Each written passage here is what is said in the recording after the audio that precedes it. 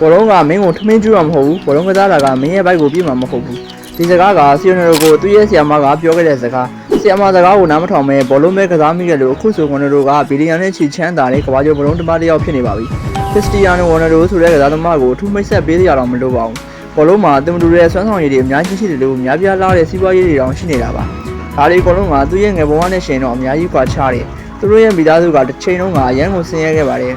မွန်တိုကိုရိုင်းနဲ့တန်ရှင်းရေးလုပ်တွေကစားတခြားအလုပ်တွေပါလုပ်ခဲ့ရပါသေးတယ်သူကငယ်စဉ်ကလေးကအကြောင်းစာထက်ဘောလုံးကိုပဲအမြဲတမ်းဖတ်ရထားခဲ့သူဖြစ်ပါတယ်ကျောင်းမှာစာသင်နေတဲ့အတွင်းမှာတော့မှစိတ်ကစားလဲမှမရှိပဲအတန်းပြင်မှာဘောလုံးဝင်းစီရောက်နေတတ်ပြီးတော့ကျောင်းစင်ချင်းရောက်ရင်လည်းအိမ်မပြန်ပဲညမောင်တဲ့အထိဘောလုံးကိုကစားသိရှိခဲ့ပါတယ်ဒီလိုစာမကြိုးသားပဲဘောလုံးဘက်ကိုပဲစိတ်ပါနေလို့သူ့ဆီယာမကဘောလုံးကမင်းရဲ့ဘဝကိုမြင့်တင်ပြမှာမဟုတ်ဘူးလို့ပြောခံရပါတယ်ဆီယာမကသူ့ရဲ့ဝါသနာကိုထင်သေးပြီးပြောခဲ့ပေမဲ့ဝန်တို့ကတော့သူ့အိမ်မက်ဖြစ်တဲ့ဘောလုံးကိုကစားရင်အခုတော့လူရင်းအားကြရတဲ့ဘောလုံးသမားတဦးဖြစ်နေပါပြီဝန်တို့ကိုအားပေးရဆိုရင်ကွန်မန့်မှာ CR7 လို့ရေးခဲ့ပါဦး